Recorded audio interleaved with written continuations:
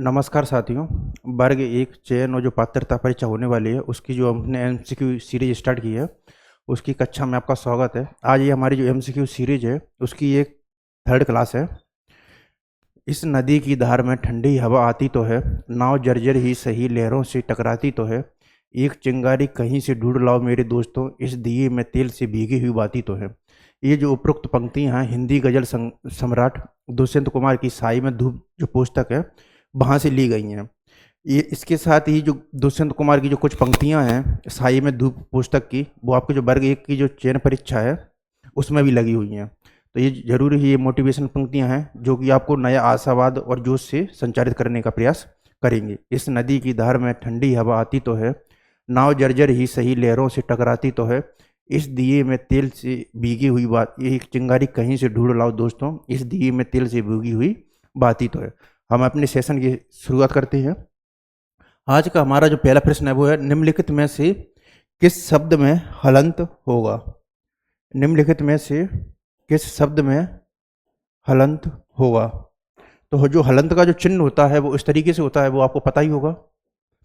तो इसमें जो पहला जो ऑप्शन है हमारे पास वो है प्रत्युत। तो प्रत्युत में है वो हलंत नहीं होगा, निर्दोष में भी नहीं होगा, मंत्रीवर में भी नहीं होगा। इसका जो सही आंसर होगा वो होगा भाग्यवान। भाग्यवान में कहीं ना कहीं वो जो हलंत शब्द का प्रयोग है वो किया जाता है। हालांकि अब जो आधुनिक हिंदी साहित्य भाषा है उसमें मानकीकरण के तहत हलंत प्रयोग है वो कम से कम किया जाने लगा, क्योंकि उसका कारण है कि हलंत शब्द को लेकर कई प्रकार की भ्रांतियां रहती हैं कि कहाँ पर इसका प्रयोग होना चाहिए और कहाँ पर नहीं। इसलिए इसका जो प्रयोग है वो दोनों दिन प्रतिदिन है वो कम होता जा रहा है। तो हमारा जो आंसर होगा वो होगा भाग्यवान।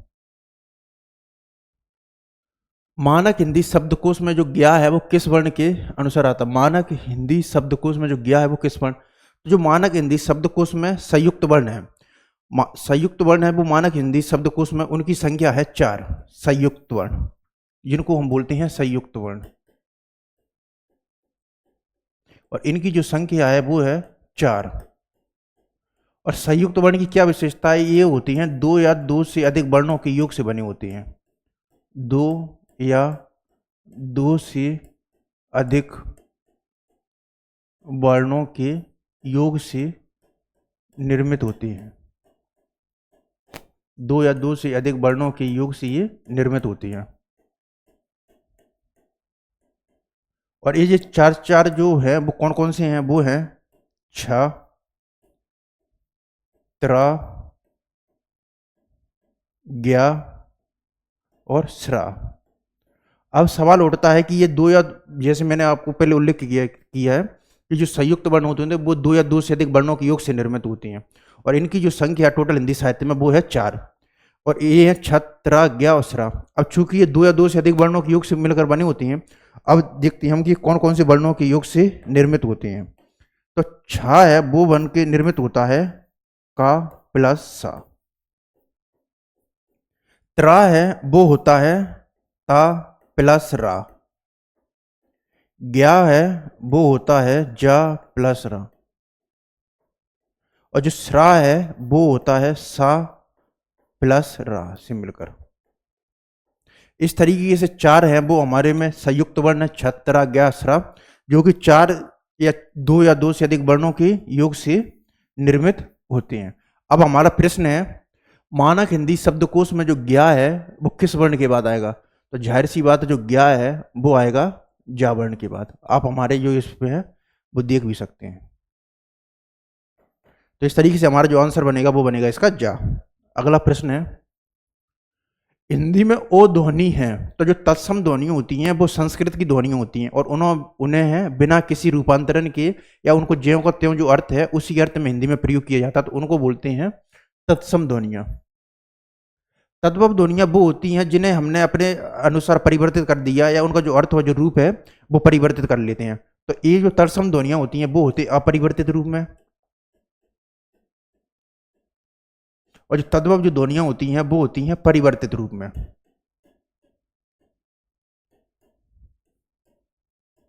इसके अलावा जो विदेशी ध्वनियां होती हैं उनको बोलते हैं विदेशी भाषाओं के शब्दों से जो ध्वनियां उत्पन्न होती हैं उनको। उदाहरण के तौर पर एक हिंदी में एक ध्वनि आई है ओ, जो कि अंग्रेजी भाषा से है, और इसका जो हम प्रयोग करते हैं उदाहरण के लिए विभिन्न जो शब्द हैं उसमें हम इसका प्रयोग भी करते हैं। जैसे कि अगर हमें ऑक्सफोर्ड लिखना होगा तो इस ध्वनि का प्रयोग हम करेंगे, तो इसको हम बोलते हैं विदेशी ध्वनियां,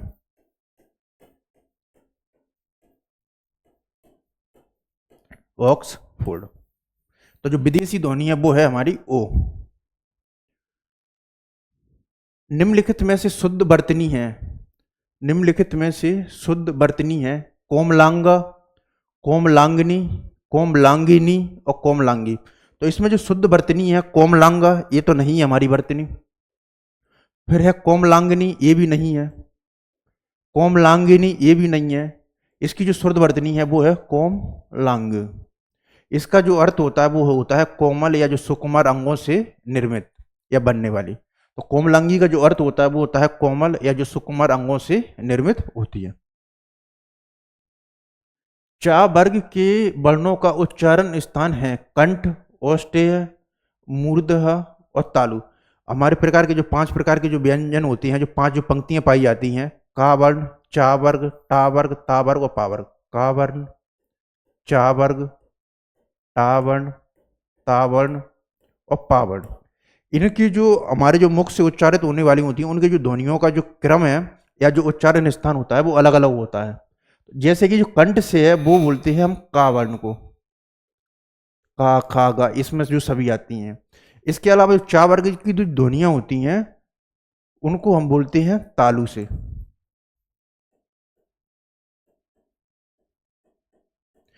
टा को दंत से, कंठ, तालव्य, इनसे हम इसको बोलते हैं। तो का वर्ग में आएगा कंठ और तालु को बोलते हैं हम चा वर्ण से। निम्नलिखित में से शुद्ध वाक्य हैं चारों वेदों का नाम लिखो, ये भी गलत है। चारों वेदों का नाम लिखो, चारों वेदों, इसमें जो दिए गए विकल्पों में से कोई नहीं है वो सही है। कामायनी महाकाव्य के तृतीय और जो सप्तम सर्ग है, तो कामायनी है वो आधुनिक हिंदी का प्रमुख एक महाकाव्य है और इसका जो प्रकाशन वर्ष है वो माना जाता है 1935 से लेके 36 तक। इसमें जो जिस दर्शन का प्रसाद ने प्रतिपादन किया है वो इसको हम शैव दर्शन, आनंदवाद या प्रतिविज्ञा दर्शन बोलते हैं। उदाहरण के लिए जब कामायनी के टोटल कामायनी की जो सर्ग हैं वो हैं 15 सर्ग, 15 सर्ग में ये विभाजित, और इसका प्रकाशन वर्ष है 1935 और 36 दोनों आता है। इसके लिए जयशंकर प्रसाद को कामायनी के रचनाक्रम के लिए मंगला पारितोषिक प्रसाद पुरस्कार है, उसको इससे भी सम्मानित किया गया था मंगला पारितोषिक पुरस्कार से। इसके अलावा इसे डॉक्टर नगेंद्र ने भाव प्रदान जो महाकाव्य है उसकी संज्ञा दी है। कामायनी पर विभिन्न आलोचनात्मक पुस्तकें लिखी गई हैं। उदाहरण के लिए कामायनी का पुनर्मूल्यांकन लिखा है डॉक्टर रामस्वरूप चतुर्वेदी ने। कामायनी का पुनर्विचार है उसको लिखा है मुक्ति बोध ने। और इसके अलावा कामायनी दोष रहित दूषण सहित एक जो लेख है वो लिखा है रामधारी सिंह दिनकर ने। तो इसमें जो 15 सर्ग हैं उसकी जो शुरुआत होती है वो सबसे शुरुआत होती है वो होती है चिंता सर्ग से, और इसका जो अंत होता है वो होता है आनंद पर। ये जो सर्ग है वो पहला है और आनंद जो सर्ग है वो है 15। आनंद सर्ग को इसमें प्रतिपादित करने वाली जो लास्ट पंक्तियां जहां से कामायनी का अंत होता है वो होता है समरस थे जड़ या चेतन सुंदर साकार बना था, चेतनता एक विलास थी आनंद अखंड घटा था। तो इस तरीके से ये जो दर्शन है शैव दर्शन या आनंदवाद को जो कामायनी बिल्कुल लास्ट में होता है उसमें आपको पंक्तियां नजर आएंगी, समरस थे जड़ या चेतन सुंदर साकार बनाता, समरस थे जड़ या चेतन सुंदर साकार बनाता। अब इसमें हमारा ऑप्शन प्रश्न है कामायनी की जो तृतीय है और जो सप्तम सर्ग है वो है। तो कामायनी की जो शुरुआत होती है वो होती है चिंता सर्ग से, फिर इसमें आता है आशा सर्ग, और थर्ड जो सर्ग है वो है श्रद्धा सर्ग, श्रद्धा सर्ग। और श्रद्धा का जो परिचय है वो जयशंकर प्रसाद इस प्रकार करते हैं, जो श्रद्धा है वो हृदय का प्रतीक है, और जो श्रद्धा का जो परिचय वो करते हैं हृदय की अनुकृति बाय उतार एक लंबी काया उन्मुक्त। फिर श्रद्धा के बाद आता है चिंता आशा, श्रद्धा के बाद काम वासना लज्जा, और इसका जो सप्तम जो सर्ग है वो है कर्म। तो इस तरीके से जो कामायनी महाकाव्य का जो तृतीय और जो सप्तम सर्ग है वो है श्रद्धा और कर्म। हिंदी नवरत्न के लेखक हैं, तो जो हिंदी नवरत्न पुस्तक है वो हिंदी साहित्य इतिहास की प्रमुख पुस्तक है, जिसमें कि हिंदी के जो 9 कवियों हैं उनका जो विस्तृत वर्णन इतिहास ग्रंथ है या जो उनका जो साहित्य कर्म है उसका वर्णन किया गया है। और इसके जो लेखक हैं वो है मिश्र बंधु। मिश्र बंधु।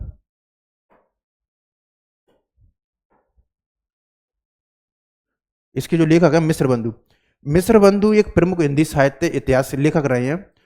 इनकी हिंदी नवरत्न के अलावा एक और बड़ी महत्वपूर्ण पुस्तक है मिश्र बंधु की, वो है मिश्र बंधु विनोद। मिश्र बंधु विनोद, जो कि 4 भागों में प्रकाशित है। मिश्र बंधु विनोद, और जो है वो 4 भाग में है। इसके अलावा जो मिश्र बंधु हैं वो 3 भाई हैं। ये भी आपसे प्रश्न पूछा जा सकता है कि 3 भाइयों में कौन कौन नहीं है, तो उसमें गणेश, सुखदेव और श्याम बिहारी मिश्र।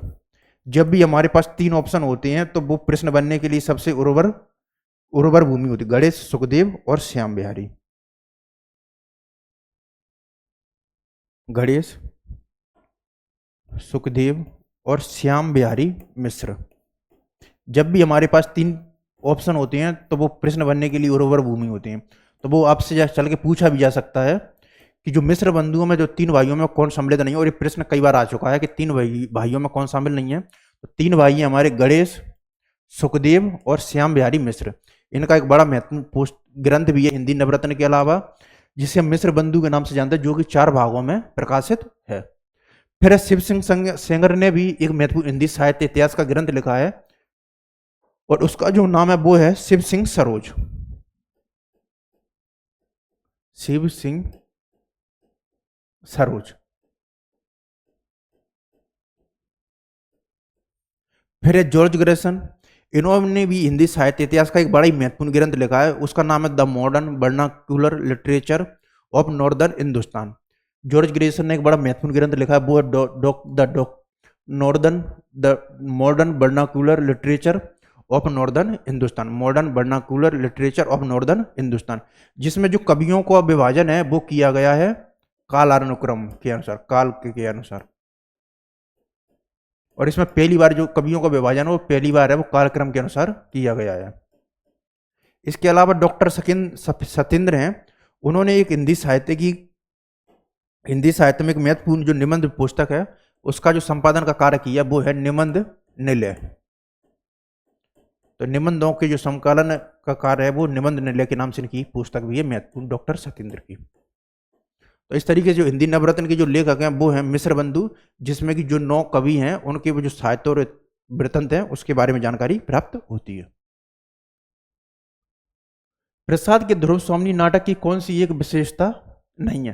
तो प्रसाद है वो हिंदी नाट्य जो विकास है उसके शिखर पुरुष माने जाते हैं।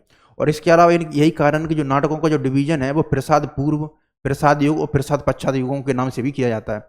इन्होंने प्रमुख ऐतिहासिक नाटक लिखे हैं, उनमें एक अजात शत्रु है, स्कंदगुप्त है, चंद्रगुप्त है, और ये ध्रुव स्वामिनी भी एक ऐतिहासिक नाटकों की श्रेणी में आता है।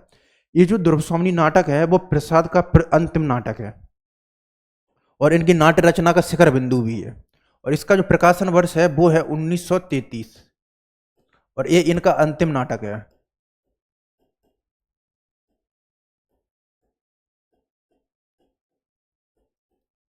और इसके साथ ही ये एक समस्या मूलक नाटक है।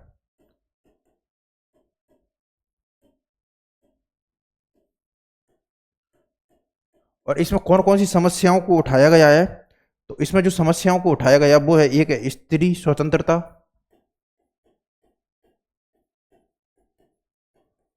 और स्त्री स्वतंत्रता के अलावा एक और समस्या को उठाया गया वो है पुनर्विवाह।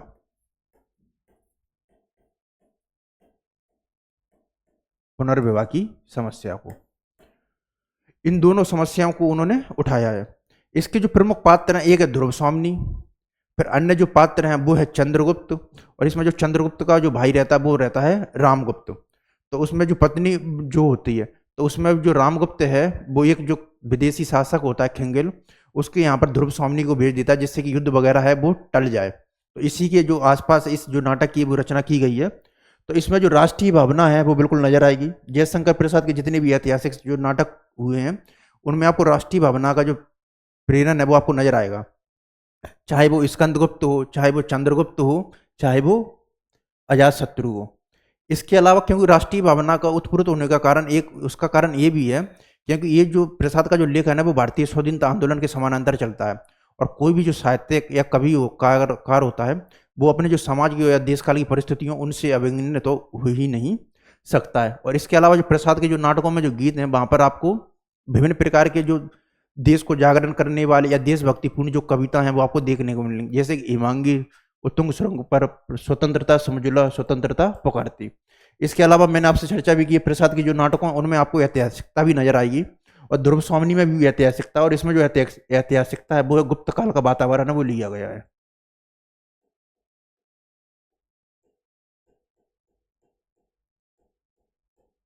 इसमें स्त्री का पुनर्विवाह है उसको भी रेखांकित किया गया है। इसमें जो समस्या नहीं नजर आती है, जो नहीं है, वो है रहस्यात्मकता। इस तरीके इसमें जो रहस्यात्मकता है वो इसकी प्रमुख विशेषता नहीं है, या कोई विशेषता इसमें नजर नहीं आती है।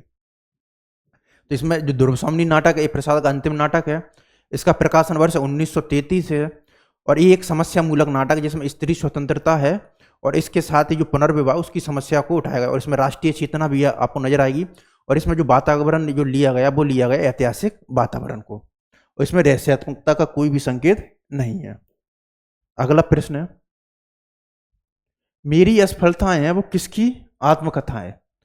तो मेरी जो असफलताएं हैं वो डॉक्टर बाबू गुलाब राय हैं, उनकी आत्मकथा है। बाबू गुलाब राय हैं वो द्वितीय युग के प्रमुख गद्यकार रहे हैं, एक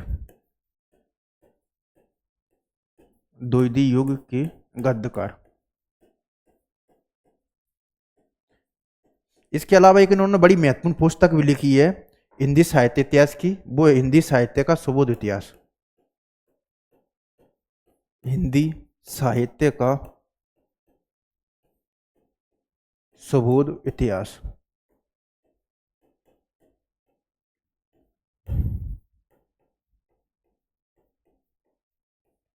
इसके अलावा ये द्वितीय युग के प्रमुख निबंधकार भी रहे हैं। इनकी अगर प्रमुख निबंधों की चर्चा करें तो उसमें है मेरी असफलता, ये भी निबंधात्मक शैली में ही लिखा गया।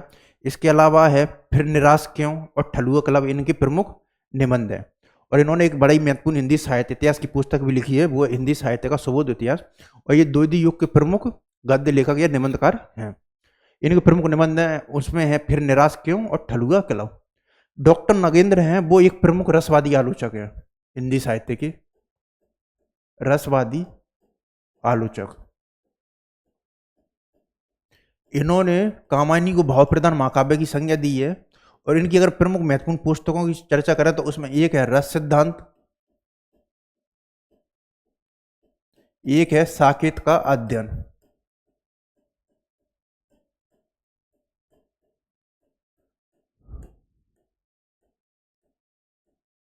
साकेत का अध्ययन। इसके अलावा जो वृंदावनलाल वर्मा है वो एक हिंदी में ऐतिहासिक उपन्यासकारों की श्रेणी के लिए प्रसिद्ध है, ऐतिहासिक उपन्यासकार माने जाते हैं, एक ऐतिहासिक उपन्यासकार। और इन्हें है बुंदेलखंड का चंद के नाम से भी संबोधित किया जाता है, बुंदेलखंड का चंद।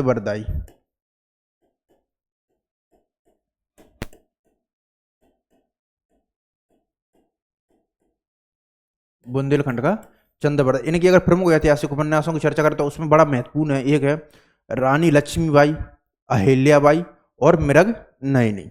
तो मेरी असफलता जो आत्मकथा है वो है बाबू गुलाब राय की। कनक शब्द का निम्नांकित में से एक सही जो अर्थ है वो नहीं है, या अर्थ नहीं है, वो है सोना, धतूरा, गेहूं का आटा और कड़। तो जो कनक जो शब्द है उसका जो सोना है वो अर्थ होता है, धतूरा है वो भी अर्थ होता है, गेहूं का आटा है वो भी होता है, कड़ है वो इसका अर्थ नहीं होता है। तो इस तरीके इसका जो आंसर बनेगा कनक शब्द का वो बनेगा, कड़ इसका जो अर्थ है वो नहीं होता है। लोकोक्ति के दिए गए वाक्यों में से कौन सा वाक्य है वो सही है?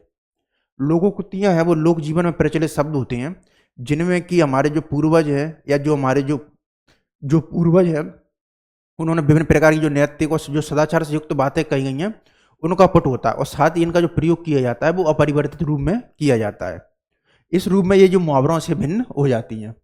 लोक में प्रचलित कोई चमत्कारपूर्ण वाक्य विशेष, ये जो ऑप्शन है बिल्कुल सही है। जो लोकोक्तियां होती हैं वो लोक में प्रचलित कोई चमत्कारपूर्ण वाक्य विशेष होती हैं।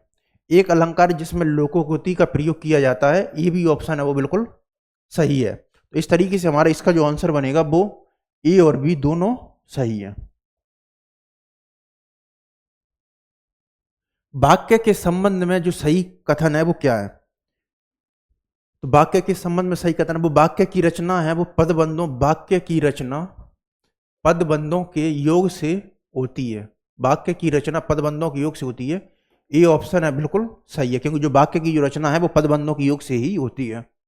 वाक्य की रचना उद्देश्य और विधेय के योग से होती है।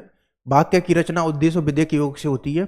ये जो ऑप्शन है वो भी बिल्कुल सही है, क्योंकि जो वाक्य की जो रचना है वो उद्देश्य और विधेय दोनों के योग से होती है। तो ए और बी है दोनों जो ऑप्शन है वो हमारे सही है। ओखली में सिर देना मुहावरे का आशय है। तो मुसीबत में पड़ना, मुसीबत में डालना, मुसीबत से बचना, कोई झंझट सिर पर लेना।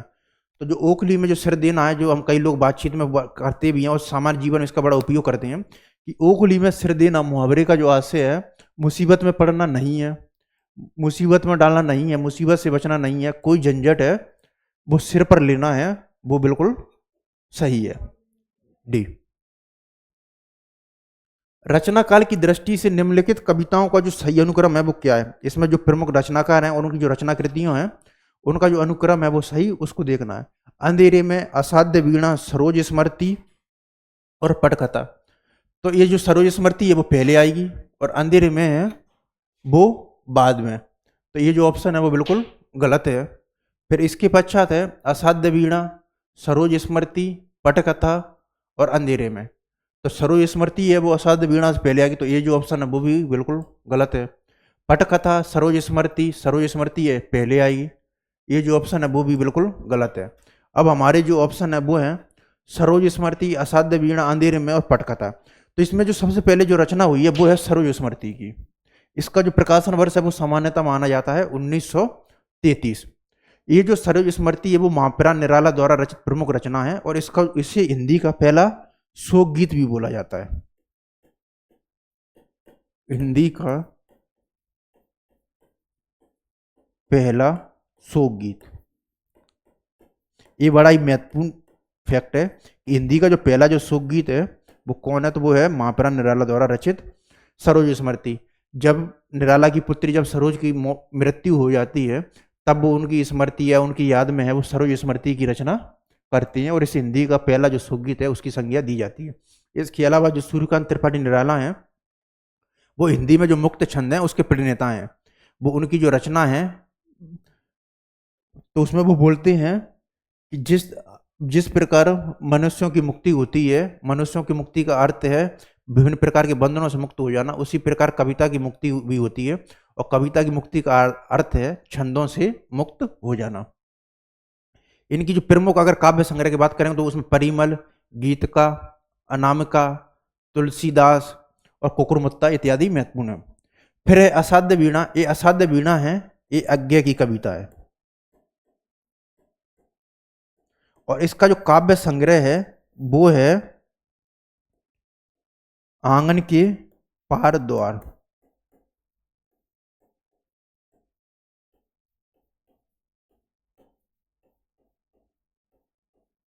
आंगन के पार द्वार।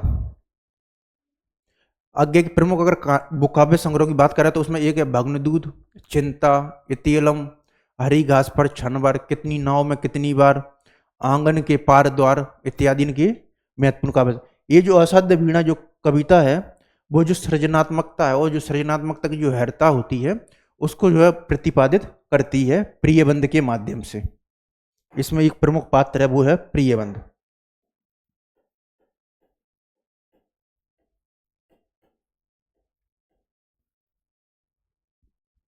फिर अंधेरे में, ये अंधेरे में है, ये मुक्तिबोध की प्रमुख कविता है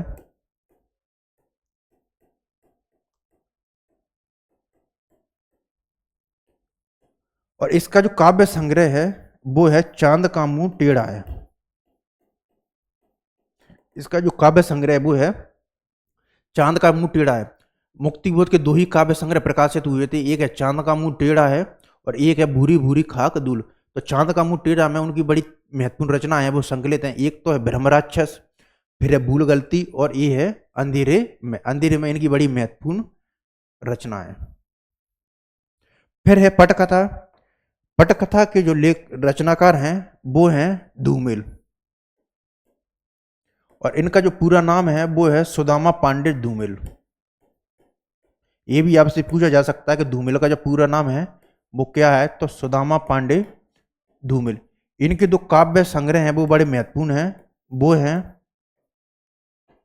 संसद से सड़क तक, संसद से सड़क तक और कल सुनना मुझे।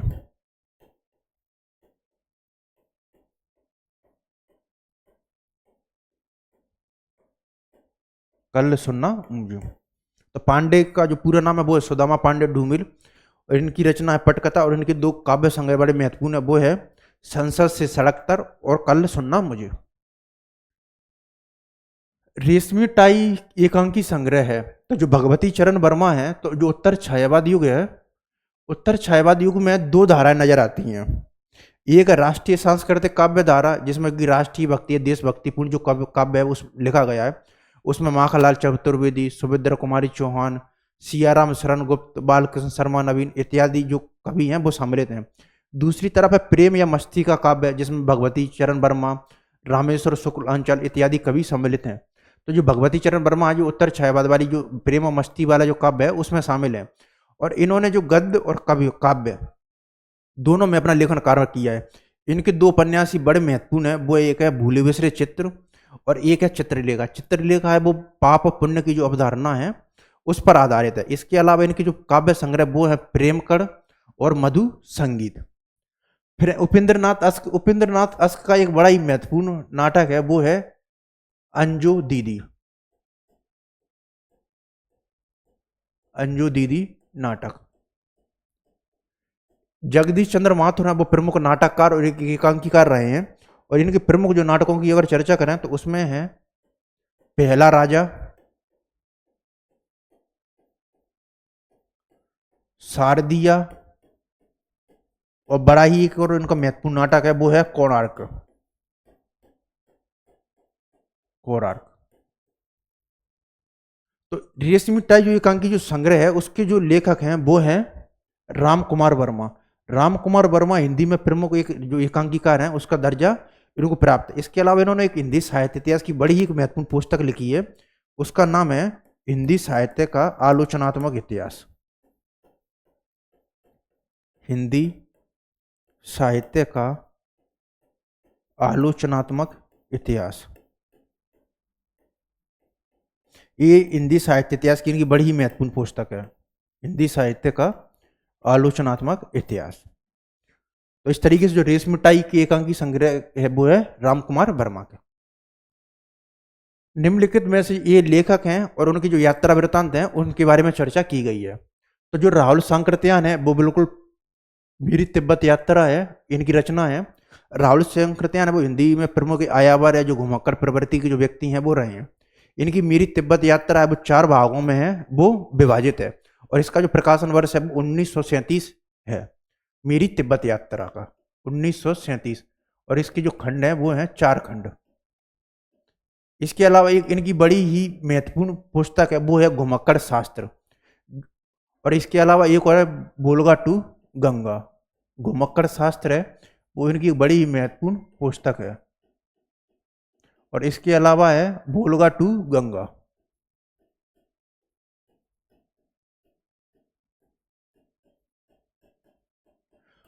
इसके अलावा जो राहुल सांकृत्यायन है वो बाद में उन्होंने क्या अपने जीवन में क्या बौद्ध धर्म अपना लिया था, तो उस फिर उन्होंने अपना नाम परिवर्तित करके कर लिया था राहुल सांकृत्यायन। इससे पहले इनका जो मूल नाम है वो था केदारनाथ पांडे। ये भी आपसे प्रश्न पूछा जा सकता है कि जो राहुल सांकृत्यायन का जो मूल नाम था वो क्या था, तो वो था केदारनाथ पांडे। बाद में उन्होंने बौद्ध धर्म अपना लिया था, तब उन्होंने अपना नाम जो परिवर्तित है वो करके कर लिया था राहुल सांकृत्यायन।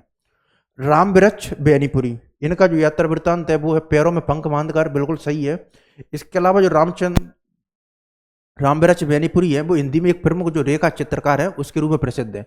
इनका एक रेखा चित्र वो बड़ा ही महत्वपूर्ण है, वो है माटी की मूर्तें।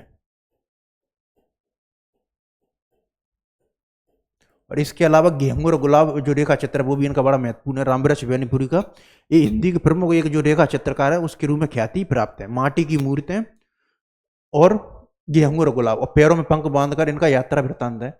मोहन राकेश आखिरी चट्टान तक, ये जो ऑप्शन है वो भी बिल्कुल सही है। मोहन राकेश का जो यात्रा वृत्तांत है वो है आखिरी चट्टान तक। इसके अलावा जो मोहन राकेश है वो हिंदी में जो प्रमुख जो नाट्य विकास है उसके वो महत्वपूर्ण व्यक्ति हैं। स्वतंत्रता के बाद जो नाट्य जो आंदोलन का जो विकास होता है वो उसमें जो अग्रदूत की भूमिका है वो मोहन राकेश निभाते हैं। और इसके अलावा क्या है कि जयशंकर प्रसाद की जो नाट्यकर्म था तो उसमें जो नाट्य विधा और जो रंगमंच है उनके बीच में एक प्रकार का जो विभेद है वो उत्पन्न हो गया था। इसलिए कई लोगों का मानना है कि जो जयशंकर प्रसाद के जो नाटक हैं वो अभिनय के योग्य नहीं है। लेकिन फिर से जो रंगमंच और जो नाटक की जो विधा है उसको एक सूत्र में बांधने का काम है वो मोहन राकेश के नाटक करते हैं। इन्होंने अपने जीवन काल में 3 ही बड़े महत्वपूर्ण नाटक लिखे थे। पहला है आषाढ़ का एक दिन, दूसरा है लहरों के राजहंस और तीसरा इनका बड़ा महत्वपूर्ण नाटक है वो है आधे अधूरे।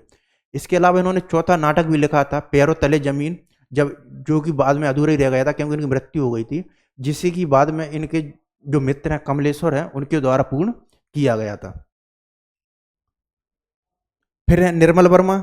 निर्मल वर्मा है वो एक नई कहानी आंदोलन के विकास में इनकी महत्वपूर्ण भूमिका है मोहन राकेश के साथ में। इनका जो यात्रा वृत्तांत है उसका नाम है चीड़ों पर चांदनी। इनका यात्रा वृत्तांत है वो देश विदेश नहीं है, जबकि देश विदेश जो यात्रा वृत्तांत है वो है दिनकर का। और इन निर्मल वर्मा का जो यात्रा वृत्तांत है वो है चीड़ों पर चांदनी। इसके अलावा निर्मल वर्मा के बड़ा ही महत्वपूर्ण कहानी संग्रह वो है परिंदे, जिसे कि नामवर सिंह ने अपनी कहानी और नई कहानी पुस्तक में हिंदी नई कहानी आंदोलन की प्रथम कृति के रूप में भी संज्ञा दी है। इनका उपन्यास भी वो एक बड़ा महत्वपूर्ण है, वो है लालटीन की छत और रात का रिपोर्टर। इसके अलावा इनका जो यात्रा वृत्तांत है वो है चीड़ों पर चांदनी। और जो देश विदेश जो यात्रा वृत्तांत है वो है दिनकर जी का। और दिनकर जी की जो पहली रचना है वो मानी जाती है प्राण भंग। विश्रामपुर का जो संत रचना है वो किसकी है? तो विश्रामपुर का जो संत रचना है वो है श्रीलाल शुक्ल की। इसके अलावा श्रीलाल शुक्ल की एक बड़ा ही महत्वपूर्ण उपन्यास है वो है राग दरबारी।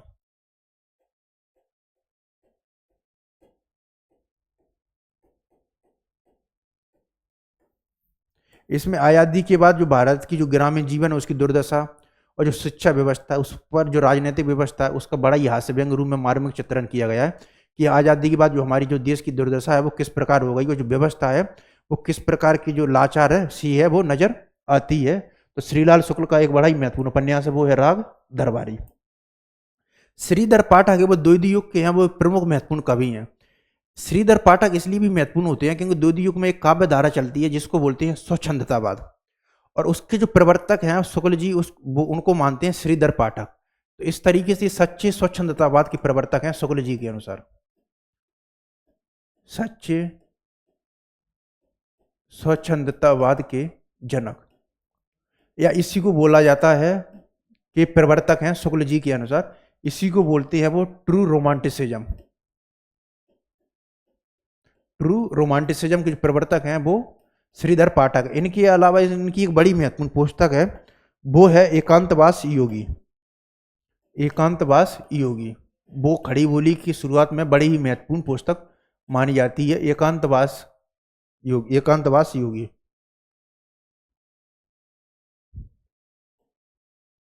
एकांतवास योगी।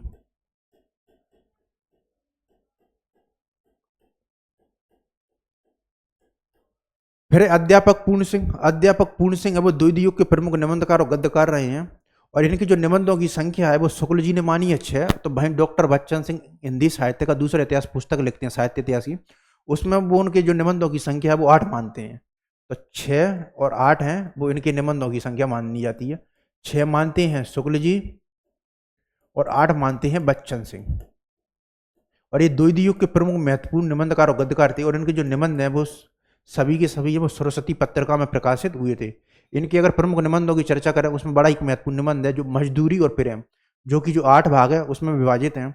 इसके अलावा कन्यादान का बड़ा महत्वपूर्ण निबंध है, और सच्ची वीरता, पवित्रता, आचरण की सभ्यता है वो इनके प्रमुख निबंध है।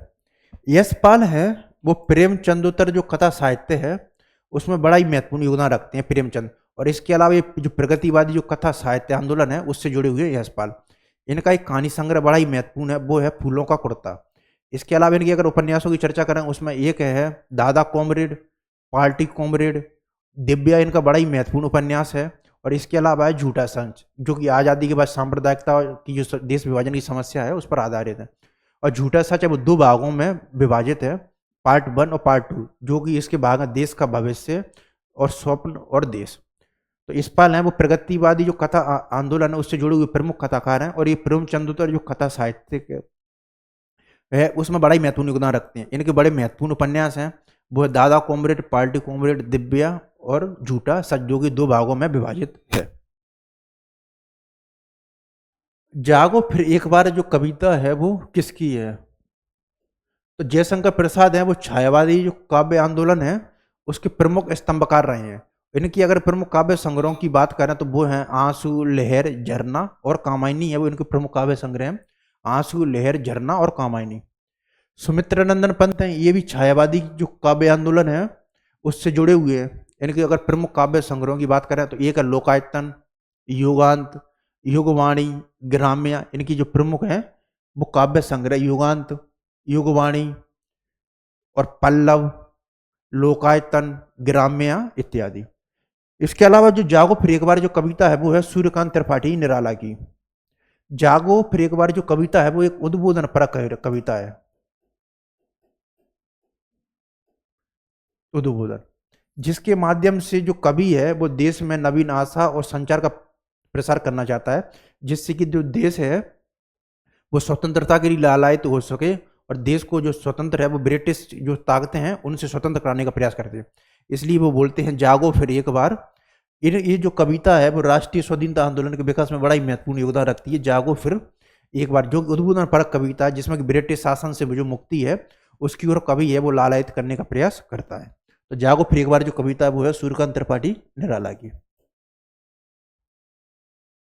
चंदायन की जो रचनाकार है ये जो कवि हैं ये है सूफी काव्य धारा बोलते हैं या प्रेम मार्गीय काव्य धारा है उसके, सूफी या प्रेम मार्गीय काव्य धारा के कवि हैं। काव्य धारा भक्तिकाल की जो निर्गुण भक्तिकाल को 2 भागों में विभाजित किया जाता है, निर्गुण और सगुण काव्य धारा। सगुण को फिर 2 भागों में विभाजित किया जाता है, कृष्ण भक्ति काव्य धारा और राम भक्ति काव्य धारा। निर्गुण का जो डिवीजन किया जाता है वो 2 भागों में किया जाता है, एक है ज्ञानाश्रयी या जो संत शाखा है और दूसरी ये प्रेम मार्गीय है या सूफी काव्य धारा। तो जो ज्ञानाश्रयी या जो संत काव्य धारा है उसमें कबीर, रैदास है उनको शामिल किया जाता है, और दूसरी तरफ जो सूफी प्रेम मार्गीय काव्य धारा है उसमें जायसी, मुल्ला दाउन, कुतुबन इत्यादि हैं उनको शामिल किया जाता है। तो ये जो सभी के सभी हैं वो सूफी या जो प्रेम मार्गीय काव्य धारा है उससे जुड़े हुए हैं। तो चंदायन की जो रचना, मंजन की जो प्रमुख रचना है वो है मधुमालती। मधुमालती है वो इनकी प्रमुख रचना है जो कि एग्जाम में कई बार आई हुई भी है। कुतुबन की जो प्रमुख रचना है वो है मृगावती, ये बड़ा ही महत्वपूर्ण है और ऐसे कई बार एग्जाम में पूछा भी गया है। जायसी की जो प्रमुख रचना है उसमें एक है पद्मावत जो कि महाकाव्य है, और ये बड़ा ही महत्वपूर्ण महाकाव्य है पद्मावत। इसके अलावा एक इनकी बड़ी महत्वपूर्ण एक और रचना है वो है अखरावट, और तीसरी इनकी जो रचना है वो है आखिरी कलाम। इसके अलावा फिर बाद में एक इनकी एक और पुस्तक है उसको खोज लिया गया था, उसका नाम है कन्हावत। तो मलिक मोहम्मद जायसी हैं वो काफ़ी महत्वपूर्ण माने जाते हैं, और इनकी जो पद्मावत जो रचना है उसको विजय देव नारायण शाही ने ट्रेजेडी है उसके रूप में परिभाषित किया है। विजय देव नारायण शाही ने ट्रेजेडी के रूप में। और इसके अलावा पद्मावत में खंडन, नागमती, विरह वर्णन उसको आचार्य शुक्ल जी हिंदी साहित्य की अप्रतिम एवं अद्वितीय वस्तु है उसके रूप में परिभाषित करते हैं। तो ये जो रचना है मुल्ला दाऊद की है चंदायन। तो डी ऑप्शन है वो सही है। चंदायन की जो रचनाकार है वो कौन है? मुल्ला दाऊद। मंजन ने रचना की थी मधुमालती की, कुतुब ने रचना की थी मृगावती की। जायसी की प्रमुख रचनाएं हैं पद्मावत, अखरावट, आखिरी कलाम और कन्हावत। निम्नांकित में से हरिशंकर परसाई की रचना कौन नहीं है? तो हरिशंकर परसाई है वो हिंदी की प्रमुख जो व्यंग्यकार हैं उसके रूप में इनकी ख्याति है वो प्राप्त है। तो हरिशंकर, और इनका जो एक बड़ा महत्वपूर्ण काम है कि इन्होंने जबलपुर पत्रिका का जो संपादन है वो वसुधा पत्रिका है उसका जो संपादन का कार्य है वो जबलपुर से किया था। वसुधा पत्रिका के संपादन का जो कार्य है वो जबलपुर से किया था इन्होंने। इनका जो जन्म है वो मध्य प्रदेश के होशंगाबाद में हुआ था। रानी नागफनी की कहानी है वो हरिशंकर परसाई की रचना है, बिल्कुल सही है। तट की खोज है वो हरिशंकर परसाई की रचना है। ज्वाला और जल तट हरिशंकर परसाई की रचना है। हमसे पूछे रचना नहीं है, तो इसमें जो हरिशंकर परसाई की जो रचना नहीं है वो है यथा समय। ये जो रचना है वो है शरद जोशी की। शरद जोशी भी है वो हिंदी की एक प्रमुख व्यंग्यकार है और इनका जो रचना कर्म है वो हरिशंकर परसाई, ये दोनों के समानांतर चलता है। इस तरीके से हरिशंकर परसाई और शरद जोशी हैं वो दोनों साथ साथ में ही हास्य व्यंग के क्षेत्र में अपनाते हो। दोनों ही बहुत ही खूबसूरती से अपना नाम है वो अर्जित करती हैं। शरद जोशी है वो नई दुनिया जो कॉलम है उसमें जो परिक्रमा के नाम से है उस कॉलम में लिखते थे वो नई दुनिया में परिक्रमा कॉलम से। ये भी आपसे पूछा जा सकता है परिक्रमा कॉलम से नई दुनिया में। इसके अलावा इनकी परिक्रमा की नाम से इनकी पहली जो पुस्तक है वो भी प्रकाशित हुई थी। अगर इनकी अन्य रचनाओं की चर्चा करें तो उसमें जी पर सवार एलियां हैं, अतिथि तुम कब जाओगे, जादू की सरकार और नदी में खड़ा कवि, ये वो इनकी प्रमुख हास्य व्यंग रचना है। इसके अलावा इनके दो व्यंग नाटक भी हैं, वो एकता गधा और अंधों का हाथी। तो हरिशंकर परसाई की जो रचना नहीं है वो है यथा समय। इसके अलावा हरिशंकर परसाई की अन्य वो रचनाएं हैं उनमें शामिल हैं ठिठुरता हुआ गणतंत्र, सदाचार का ताबीज, भोलाराम का जीव और इंस्पेक्टर माता दीन चांद पर। इनके अलावा इनकी जो महत्वपूर्ण रचना है वो हरिशंकर परसाई वो है ठिठुरता हुआ गणतंत्र, सदाचार का ताबीज, भोलाराम का जीव और इंस्पेक्टर माता दीन चांद पर। और एक और इनकी बड़ी महत्वपूर्ण रचना वो है प्रेमचंद के फटे जूते।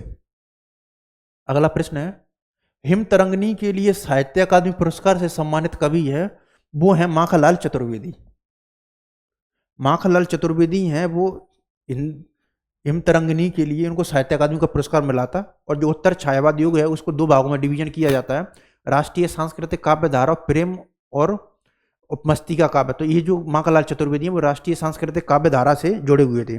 इनकी प्रमुख रचनाओं में हिम तरंगिनी, हिम क्रीटनी, समर्पण, युगचरण, बेनुलो गूंजो धारा इत्यादि महत्वपूर्ण है। हिम क्रीटनी, हिम तरंगिनी, समर्पण, युगचरण, बेनुलो गूंजो धारा। इसके अलावा इनकी एक बड़ी ही महत्वपूर्ण रचना है वो है कैदी और कोकिला, जो कि वर्ग 1 का जो चयन परीक्षा का जो सिलेबस है उसमें भी ये लगी रचना है उनकी है कैदी और कोकिला। इसके अलावा है बालकृष्ण शर्मा नवीन, ये भी जो राष्ट्रीय सांस्कृतिक काव्य धारा है उससे जुड़े हुए कवि हैं। और इनको डॉक्टर चिंतामणि उपाध्याय उन्होंने श्रृंगार और अंगार का कवि के रूप में परिभाषित किया है। इनको बालकृष्ण शर्मा नवीन को चिंतामणि जो उपाध्याय हैं उन्होंने इन्हें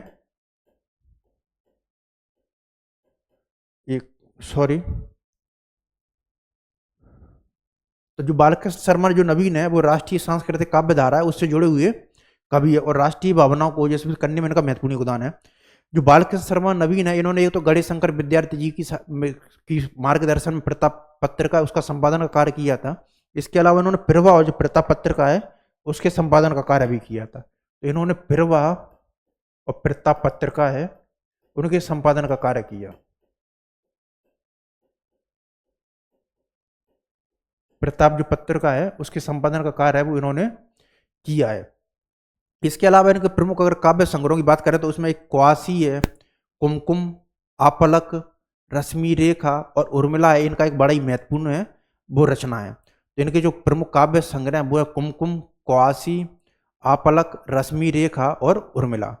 और इन्होंने प्रभाव प्रताप जो पत्रिका है उसके संपादन का कार्य है वो भी किया था।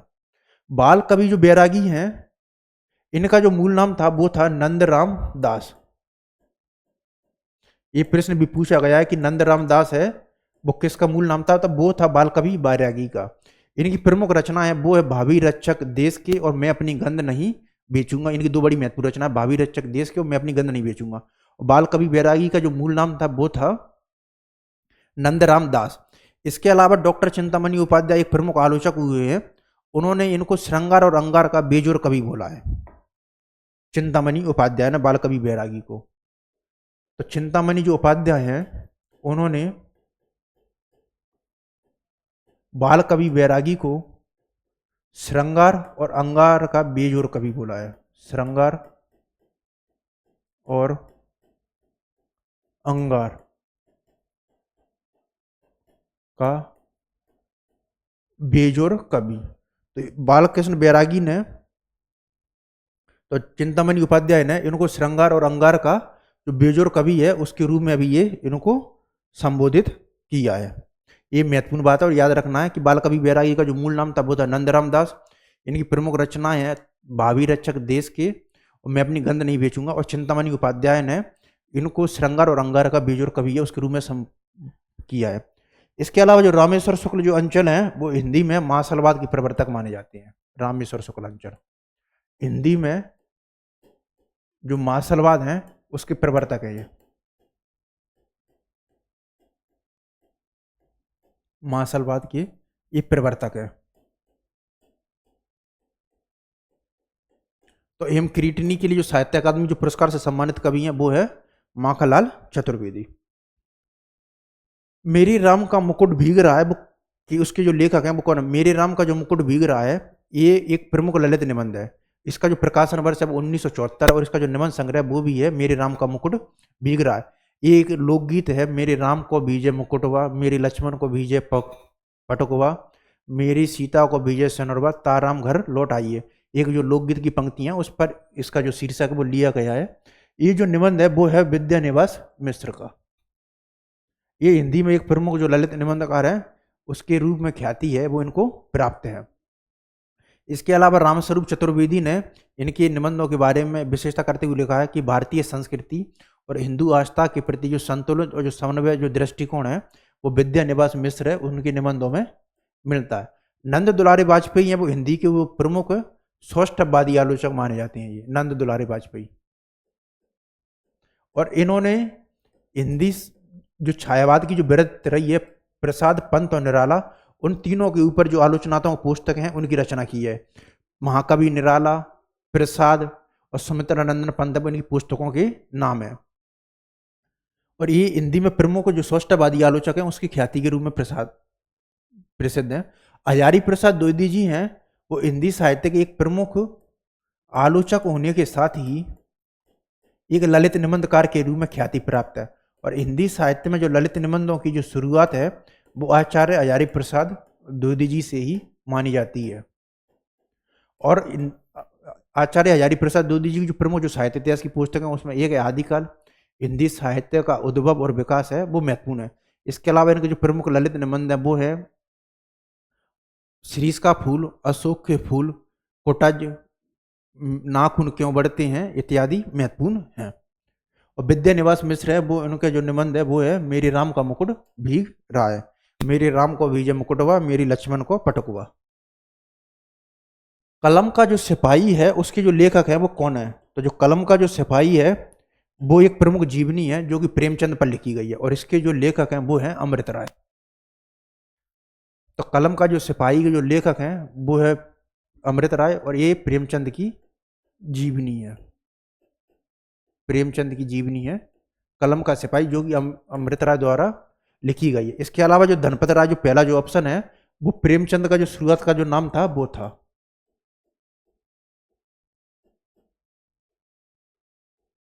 कुबीरनाथ राय हैं वो हिंदी में एक प्रमुख जो ललित निबंधकार हैं उसकी ख्याति के रूप में प्राप्त है। कुबीरनाथ राय वो एक प्रमुख ललित निबंधकार हैं और इनकी अगर प्रमुख जो ललित निबंध है उनकी चर्चा करें उसमें एक है प्रिया नीलकंठी और उत्तर फाल्गुनी के आसपास। प्रिया नीलकंठी और उत्तर फाल्गुनी के आसपास अब प्रमुख ललित निबंध है कुबीरनाथ राय का। विवेकी राय ये भी हिंदी में प्रमुख ललित निबंधकार है।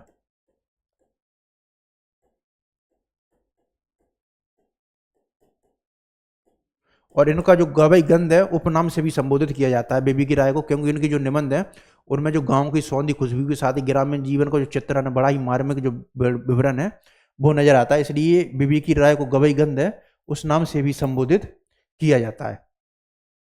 कुबेरनाथ राय भी हिंदी के प्रमुख एक ललित निबंधकार हैं। इनके प्रमुख निबंध हैं प्रिया नीलकंठी और उत्तर फाल्गुनी के आसपास। तो कलम का सिपाही के जो लेखक हैं वो है अमृत राय और ये प्रेमचंद की जीवनी है। अगली बार आपसे ये भी प्रश्न पूछा जा सकता है कि जो कलम का जो सिपाही है वो किसकी जीवनी है, वो है प्रेमचंद की।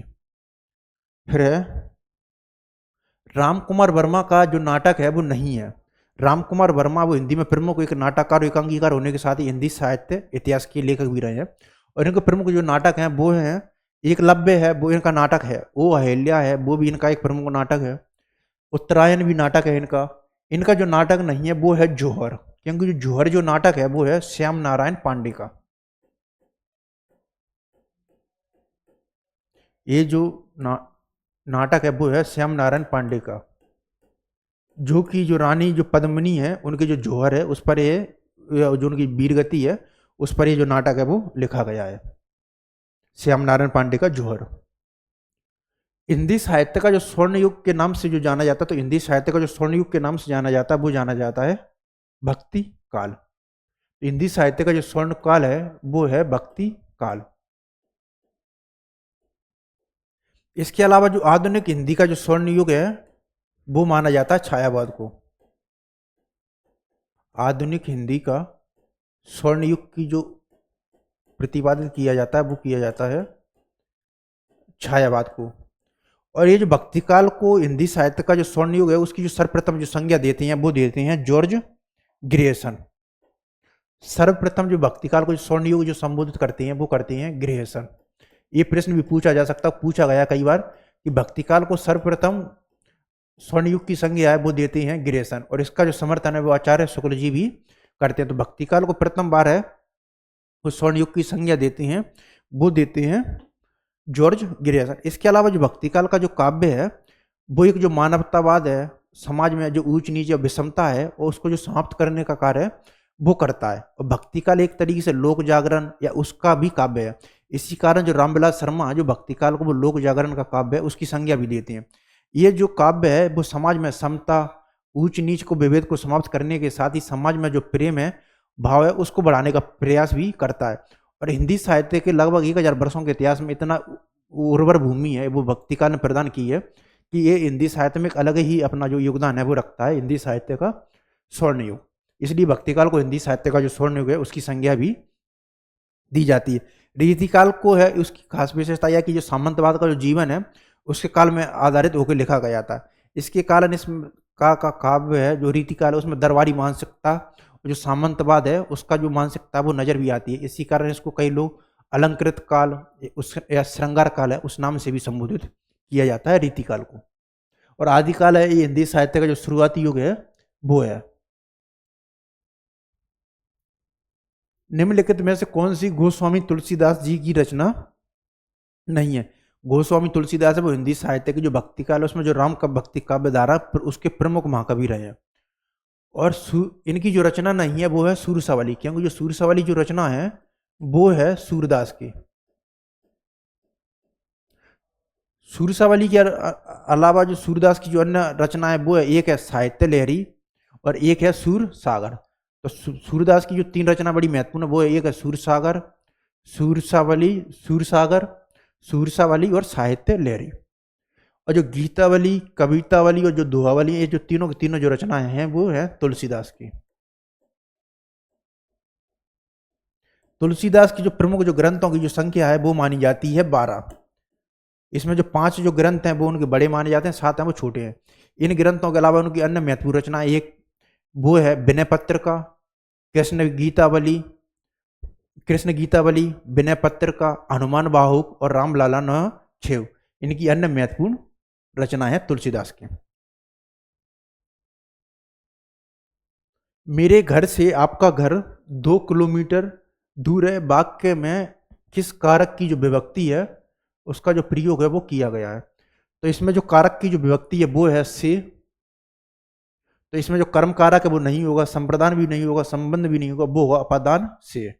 इसका जो कॉम्बिनेशन भी बनता है वो बनता है अपादान से। तो मेरा घर से आपका घर 2 किलोमीटर दूर है, इसमें जो कारक की जो विभक्ति का जो प्रयोग हुआ है वो हुआ है से। हिंदी वर्णमाला में अंग ह और ह है जो निम्नलिखित वैसे जो किस प्रकार के जो वर्ण है वो हैं। हिंदी वर्णमाला में अंग ह और जो ह है वो निम्नलिखित में से किस प्रकार के वर्ण है, तो ये जो वर्ण है वो हैं अयोग्य वाह। इनको हिंदी वर्णमाला में अयोग्य वाह है उसके रूप में संबोधित किया जाता है अंग ह और आह को। राजतरंगिणी जो पुस्तक है उसके जो लेखक है वो कौन है, तो राजतरंगिणी की जो पुस्तक है वो है कल्हन। कल्हन की जो महत्वपूर्ण पुस्तक है वो है राजतरंगिणी। इसके अलावा जो बाणभट्ट है वो हर्षवर्धन है उसके दरबारी कवि भी थे, और हिंदी साहित्य में एक महत्वपूर्ण उपन्यासकार भी हुए हैं आचार्य हजारी प्रसाद द्विवेदी। आचार्य हजारी प्रसाद द्विवेदी जी के बाणभट्ट की आत्मकथा के अलावा इनके बड़ा ही महत्वपूर्ण उपन्यास है वो है अनामदास का पोथा। तो जो बाणभट्ट की आत्मकथा के नाम से उन्होंने एक उपन्यास भी लिखा था, और ये भी पूछा जा सकता है जो बाणभट्ट की जो आत्मकथा उसकी जो लेखक हैं वो कौन है, तो वो है आचार्य हजारी प्रसाद द्विवेदी जी। विष्णु के अनेकों नाम वाक्य है, तो ये जो नाम है बिल्कुल गलत है क्योंकि अनेकों की जगह यहां पर आएगा अनेक। तो ये जो वाक्य है वो है अशुद्ध। विष्णु के अनेकों नाम नहीं बल्कि विष्णु के अनेक नाम हैं, ये ऑप्शन है वो सही होगा। तो ये वाक्य है वो अशुद्ध है। नसबंदी में जो प्रत्यय, तो जो प्रत्यय है वो वाक्यांश होते हैं, और जो वाक्य के जो प्रत्यय हैं वो वाक्य के अंत में लगकर उनका जो अर्थ है या जो रूप है उसको परिवर्तित करते हैं। जो शब्द है उसमें एक नया प्रकार का जो अर्थ है वो प्रदान करते हैं। तो सबसे पहले जो प्रत्यय हैं वो वाक्यांश होते हैं और ये शब्द के अंतों में लगते हैं। तो इसमें जो शब्द बनेगा वो बनेगा, एक होगा नस, एक होगा बंदी। तो इस तरीके से इसमें जो बंदी है वो है होगा प्रत्यय, दी नहीं, अंधी भी नहीं, तो बंदी है वो इसका जो प्रत्यय वो है नसबंदी में। मुहावरे में जो किस शब्द शक्ति की है वो प्रधानता होती है, तो जो मुहावरे होते हैं वो एक वाक्यांश होते हैं, और मुहावरे में जो शब्द शक्ति की जो प्रधानता होती है वो है लक्षणा। तभी वो अपना जो अर्थ है वो प्रभावित रूप से व्यक्त कर सकते हैं, क्योंकि अभिधा में तो जो होता है हम जो जिस तरीके से हम कहना चाहते हैं उसका वही अर्थ निकाला जाता है। तो मुहावरों में अभिधा तो होगा ही नहीं, लक्षण और अभिधा भी नहीं होगा, इसका जो अर्थ होगा मुहावरों में वो होता है अभिधा। तभी जो अर्थ है वो अपना जो गुणवत्ता है या उसमें जो वैशिष्ट है वो उत्पन्न करता है लक्षणा के कारण ही। निम्नलिखित में से मुहावरा है, मुहावरा एक पूर्ण है वो एक वाक्य नहीं होता है, ये जो ऑप्शन है वो बिल्कुल गलत है। मुहावरा एक वाक्य और एक वाक्यांश है वो भी नहीं होता है। मुहावरे की सबसे महत्वपूर्ण विशेषता होती है कि मुहावरे हैं वो एक वाक्यांश होते हैं, और इनका जो अर्थ है वो शब्दों के अनुसार है वो चेंज भी होता रहता है। तो मुहावरे हैं वो निम्नलिखित में से क्या है, वो होते हैं वाक्यांश।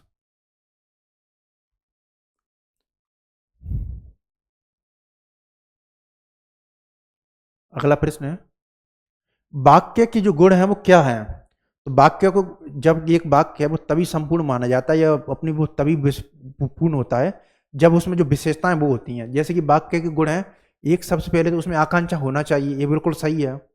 योग्यता भी होना चाहिए, और साथ ही एक जो क्रम की जो तारतम्यता है वो भी होना चाहिए। उदाहरण के तौर पर राम घर जा रहा है, अगर इस क्रम को अगर उलट दिया जाएगा तो इसका जो अर्थ है वो भी नहीं निकलेगा और वो वाक्य है वो नहीं कहलाएगा। तो जो क्रम है वो भी जरूरी होता है। तो इस तरीके से दिए गए जो सभी जो विकल्प हैं वो सही है। तो वाक्य के जो गुण है वो आकांक्षा, योग्यता और गुण सभी होते हैं। भक्तमाल है वो किसकी रचना, तो ये भक्तमाल है वो रचना है भक्ति काल की रचना है, ये है नाभादास की। इन्होंने जो कवि हैं भक्ति काल के उनका जो इतिवृत्त और जो साहित्य व्रत है वो करने का प्रस्तुत किया है, और ये हिंदी साहित्य में प्रमुख जो शुरुआती जो साहित्य ग्रंथ है उनमें से एक माना जाता है नाभादास का भक्तमाल। ये बड़ा ही महत्वपूर्ण प्रश्न और कई बार एग्जाम में आया हुआ भी है। जो भक्तमाल है वो किसकी रचना, वो है नाभादास की। निम्नलिखित में से कौन सा युग्म है वो सही है, तो जो साहित्य लोचन है धर्मवीर भारती, तो जो साहित्य लोचन है वो धर्मवीर भारती का नहीं है, क्योंकि जो साहित्य लोचन जो पुस्तक है वो है श्याम सुंदर दास की।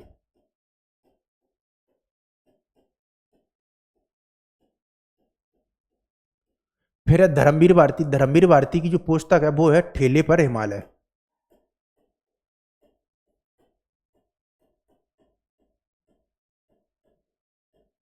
धर्मवीर भारती हैं वो दूसरे सप्तक के हैं, उसमें कब संपादित कवि हैं। जो पहला जो तार सप्तक है उसका जो प्रकाशन वर्ष है वो 1943, और 1951 में अज्ञेय द्वारा जो दूसरा तार सप्तक प्रकाशित हुआ सप्तक, उसके कवियों में जो 7 कवियों उसमें धर्मवीर भारती भी शामिल है।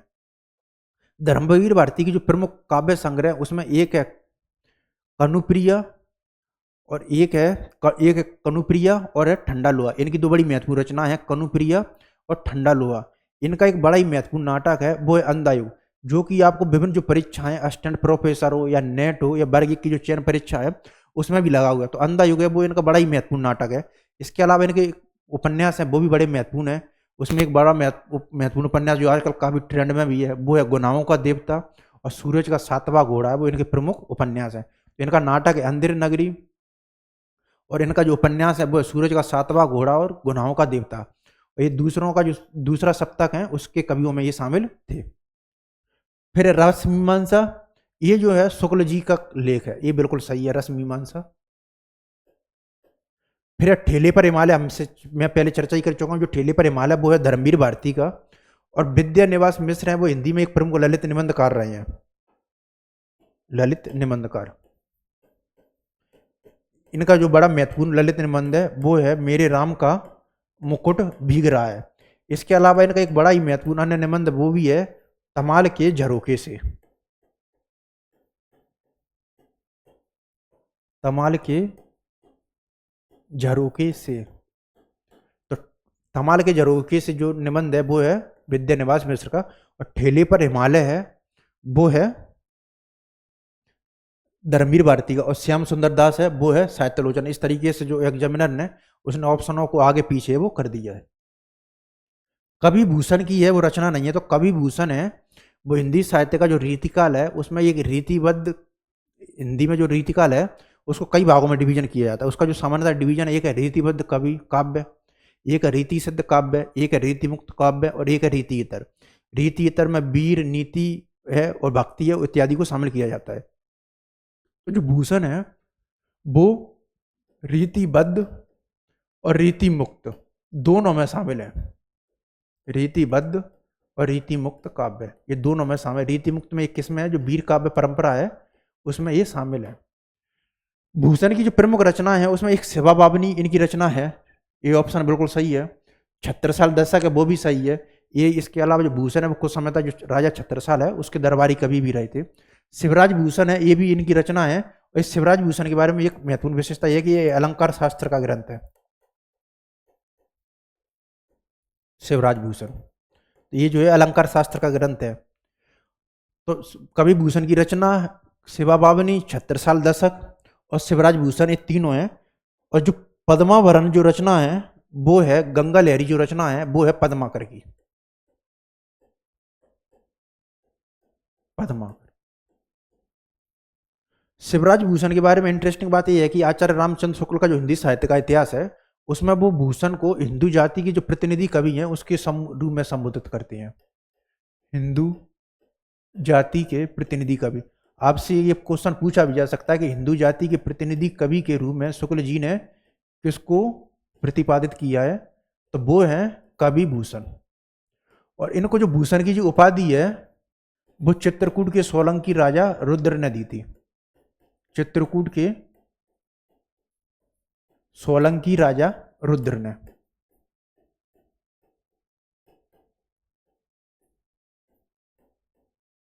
तो चित्रकूट के जो सोलंकी राजा जो रुद्र थे उन्होंने इनको कवि भूषण है उनकी उपाधि दी थी।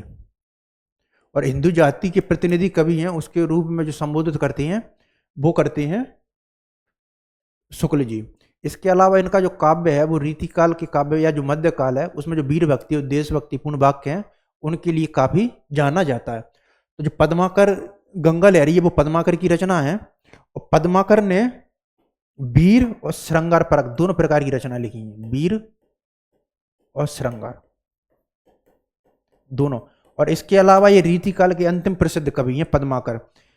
जो रीतिकाल के जो अंतिम प्रसिद्ध कवि हैं वो पद्माकर। पद्माकर की प्रमुख रचनाओं में एक है पद्माभरण और जगत विनोद। और इनकी जो प्रसिद्धि है वो प्रमुख है वो है जगत विनोद के कारण। तो गंगा लहरी के अलावा पद्माभरण और जगत विनोद के कारण इनकी प्रमुख ख्याति है। इन्होंने इनका जो काव्य है उसमें जो होली वगैरह का जो रंग वर्णन है, होली का उत्सव है, उसका बड़ा ही मार्मिक चित्रण हुआ है पद्माकर के काव्य में। पद्माकर है वो रीतिकाल के अंतिम प्रसिद्ध कवि हैं। इन्होंने वीर और श्रृंगार है वो दोनों प्रकार की रचनाएं की हैं, और इनका जो काव्य है वो होली उत्सव है, बड़ा उसका ही बड़ा मार्मिक चित्रण किया। इसके अलावा हिंदी साहित्य का दूसरा इतिहास जो कि डॉक्टर बच्चन सिंह की पुस्तक है, उसमें वो पद्माकर को बुंदेलखंडी रंग और मैदानी नदी के जो प्रवाह उसके कवि के रूप में भी ये संबोधित करते हैं पद्माकर को। तो इसका जो आंसर है वो कवि भूषण की रचना नहीं है, वो है गंगा लहरी। आगे नाथ ना पीछे पगा, बहुत शानदार पंक्ति है ये। आगे नाथ ना जो पीछे पगा, जो लोकोक्ति है उसका जो अर्थ है वो क्या है? आगे नाथ ना पीछे पगा, तो परतंत्र होना ये तो इसका अर्थ नहीं है। जिसका कोई ना हो, सगे संबंधियों से दिए बगैर, इस आगे नाथ ना पीछे पगा इसका जो अर्थ होता है वो होता है जिसका कोई ना है। मान लो कोई व्यक्ति है जिसका आगे नाथ ना पीछे पगा, तो जिसका कोई ना हो वो होता है आगे नाथ ना पीछे पगा। काट की हड्डियां हैं वो बार बार नहीं चढ़ती, इसको हम जो है इसको हम कई बार जो व्यक्तिगत जीवन है उसमें उपयोग करते हैं। काट की हड्डियां वो बार बार नहीं चढ़ती, तो किसी को बार बार वो मूर्ख नहीं बनाया जा सकता, ये भी सही है। छल कपट व्यवहार है वो हमेशा नहीं चलता, और कपटपूर्ण व्यवहार वो एक बार ही चलता है, ये सही। इसकी जो सभी जो विकल्प है वो सही है। तो काट की जो हड्डियां वो बार बार नहीं चढ़ती, तो इसका जो अर्थ है वो तीनों विकल्प सही है। किसी को बार बार है आप मूर्ख नहीं बना सकते, एक बार है वो आप मूर्ख बना सकते हैं, लेकिन अगर बार बार मूर्ख बनाएंगे तो वो व्यक्ति नहीं बनेगा। कपटपूर्ण व्यवहार एक बार ही चलता है, छल कपट का व्यवहार हमेशा नहीं चलता। थोता चना बाजे गना, इसको हम जो व्यक्तिगत जीवन है कई बार हम करते हैं कि अगर कोई व्यक्ति है तो वो अगर काम करने लगता है और कम काम करता है, अपनी जो प्रशंसा ज्यादा करता है, तो बोलते हैं थोता चना बाजे गना। तो थोता चना बाजे गना का आशय है वो निरंतर अपना गुणगान करते रहना, मूर्ख को गुण की परख नहीं होती, ये नहीं। इसका जो आंसर बनेगा वो होगा मूर्ख गुणहीन व्यक्ति है वो अधिक आडंबर है वो करता, सीधेपन से कोई कार्य ये भी नहीं है। तो थोथा चना बाजे गाना इसका जो अर्थ निकलेगा सही वो होगा गुणहीन व्यक्ति है वो अधिक आडंबर करता है। हरि पढ़ चुका वाक्य है, यहां पर एक वाक्य है हरि पढ़ चुका है, इसका जो वाक्य है वो संदेहवाचक ये तो नहीं होगा, क्योंकि संदेहवाचक वाक्य अलग ही होता है। संदेहवाचक वाक्य होता है क्या वहां पर, संदेहवाचक वाक्य का मतलब होता है कि क्या वहां पर कोई पेन पड़ी है, तो वहां पर हमें संदेह है कि कोई पेन है वहां पर या कुछ और भी हो सकता है। संकेतवाचक वाक्य भी नहीं है ये जो वाक्य है वो है विधिवाचक वाक्य, कि हरि है वो पढ़ चुका है, इसमें क्लियर अर्थ है कि हरि है वो पढ़ चुका है, तो इसका जो अर्थ होगा वो है विधिवाचक वाक्य। विश्व हिंदी दिवस है वो कब मनाया जाता है? तो जो 14 सितंबर है उसको मनाया जाता है राष्ट्रीय हिंदी दिवस। ये महत्वपूर्ण फैक्ट है कि जो राष्ट्रीय हिंदी दिवस है वो कब मनाया जाता है। तो राष्ट्रीय जो हिंदी दिवस है वो मनाया जाता है 14 सितंबर को। 14 दिसंबर को क्यों मनाया जाता है? क्योंकि 14 सितंबर 1949 को है वो संविधान सभा ने हिंदी को राजभाषा के रूप में आधिकारिक रूप से मान्यता दी थी 14 सितंबर 1949 को, इसलिए हम 14 सितंबर को है वो विश्व हिंदी दिवस मनाते हैं। और जो विश्व हिंदी दिवस है वो मनाया जाता है 10 जनवरी को। विश्व हिंदी दिवस 10 जनवरी को क्यों मनाया जाता है? क्योंकि 10 जनवरी 1975 को नागपुर में जो प्रथम हिंदी दिवस है उसका सम्मेलन है वो आयोजित किया गया था, इसलिए जो 10 जनवरी है वो विश्व हिंदी दिवस मनाया जाता है।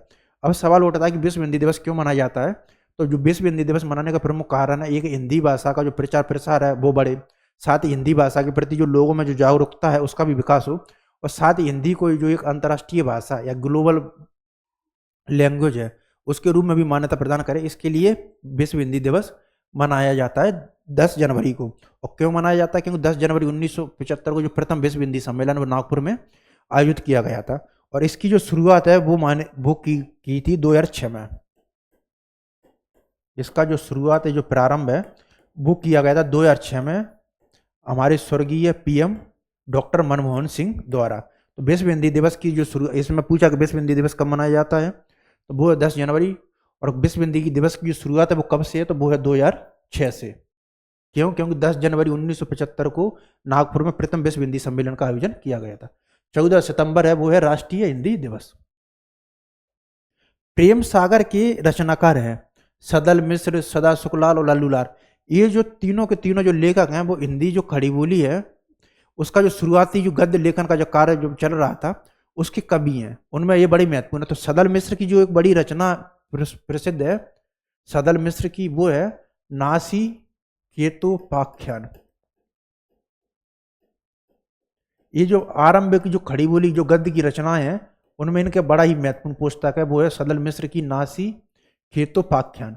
इसके अलावा सदा सुखलाल की एक बड़ी महत्वपूर्ण पुस्तक है, वो है सदा सुखलाल की है, वो है सुख सागर। और जो प्रेम सागर के जो रचनाकार हैं वो है लल्लू लाल। तो डी आंसर है वो हमारा सही है, लल्लू लाल की है प्रेम सागर। तो लल्लू लाल की है प्रेम सागर, सदल मिश्र की है नासिक केतोपाख्यान और सदा सुखलाल की है सुख सागर। इसके अलावा सदा सुखलाल की एक और महत्वपूर्ण पुस्तक है, वो है मुंतखाब उल तवारीख। अपनी धरती अपने लोग हैं, वो किसकी आत्मकथा है? अपनी धरती और अपने लोग है वो, तो अपनी धरती जो अपने लोग जो आत्मकथा है वो है रामविलास शर्मा। रामविलास शर्मा है वो हिंदी में एक प्रमुख प्रगतिवादी आलोचक है। रामविलास शर्मा ये जो आलोचक हैं वो हैं प्रगतिवादी आलोचक, और इनकी जो दो अवधारणाएं हैं वो बड़ी महत्वपूर्ण है। वो है एक है हिंदी नवजागरण की अवधारणा और एक है हिंदी जातीयता। इनकी दो अवधारणाएं बड़ी प्रसिद्ध हैं, हिंदी जातीयता और हिंदी नवजागरण, और ये प्रमुख जो प्रगतिवादी आलोचक हैं उसके रूप में समादृत हैं।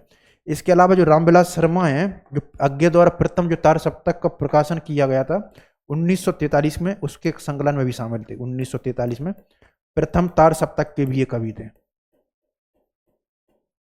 रामविलास शर्मा।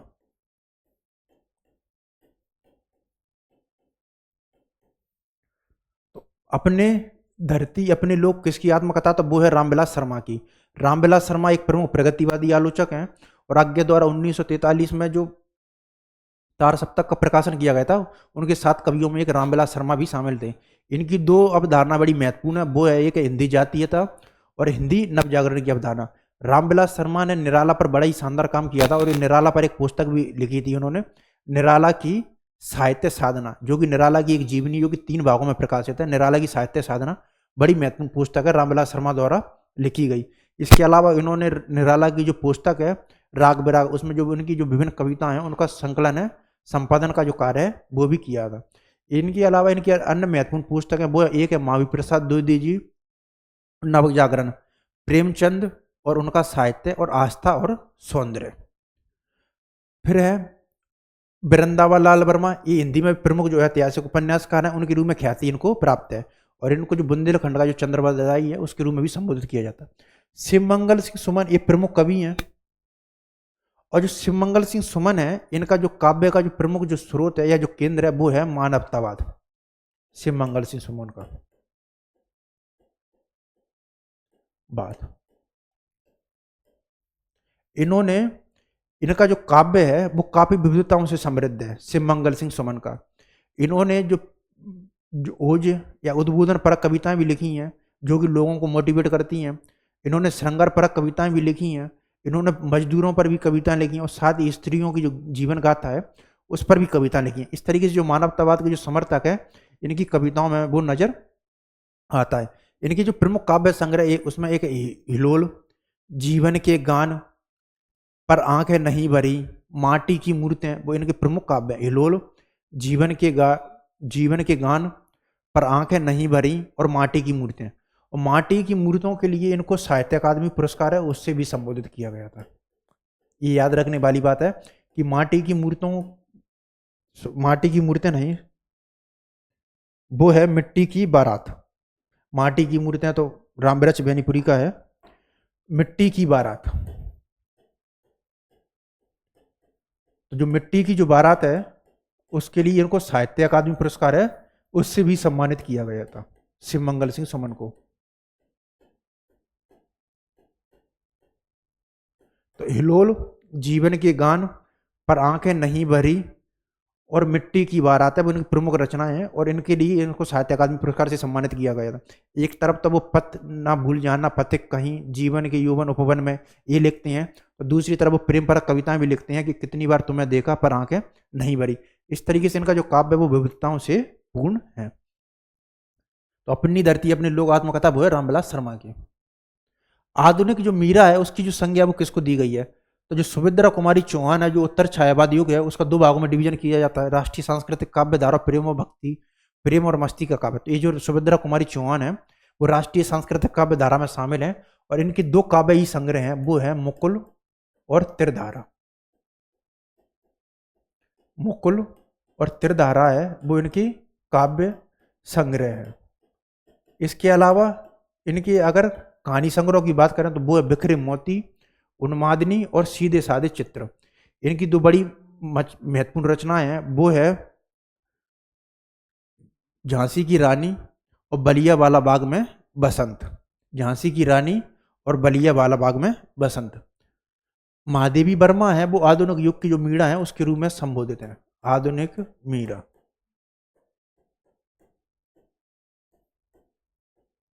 और ये प्रमुख छायावादी जो कवित्री हैं उसके रूप में प्रसिद्ध हैं।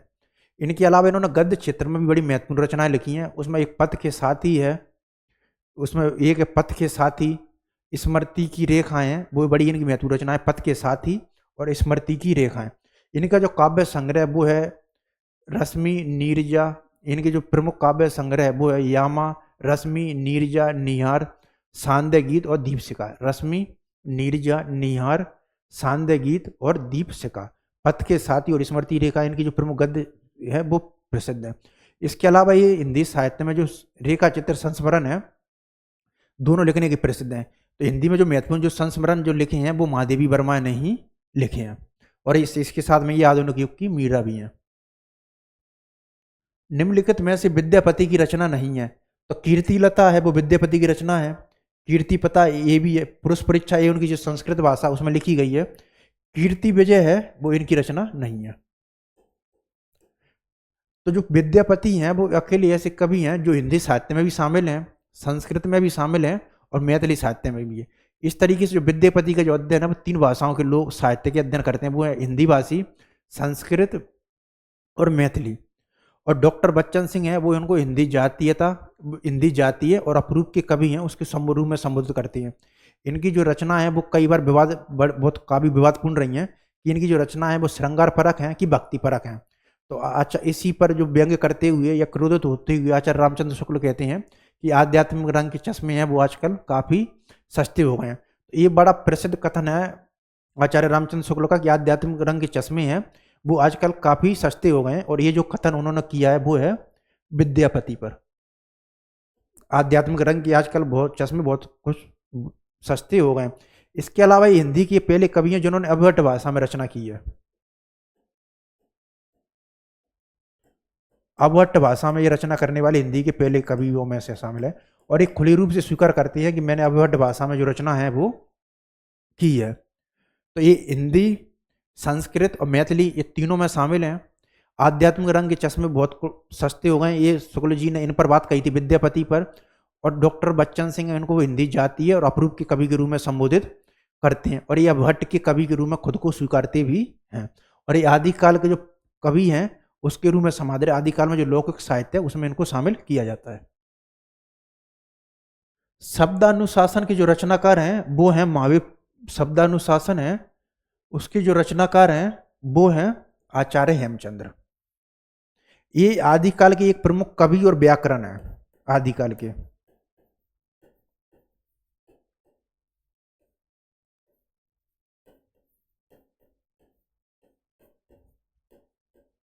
ये आदिकाल के प्रमुख कवि और व्याकरण है।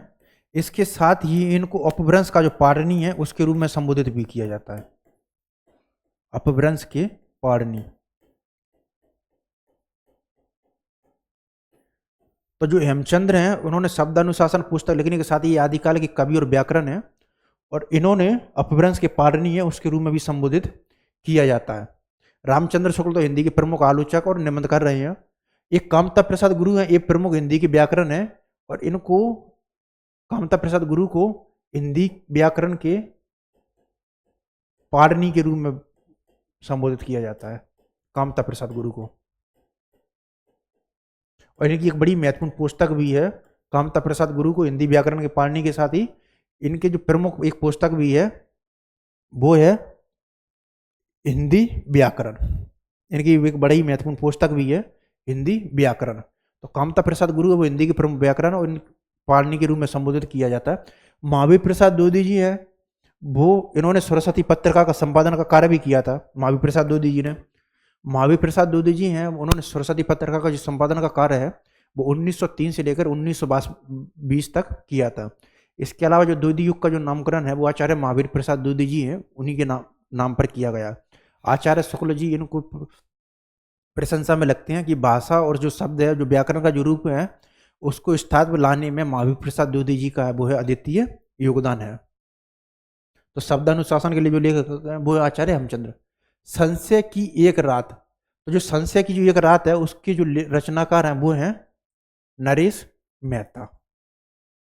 जो रघुवीर साय हैं और जो रघुवीर साय हैं वो दूसरे सप्तक के कवि हैं,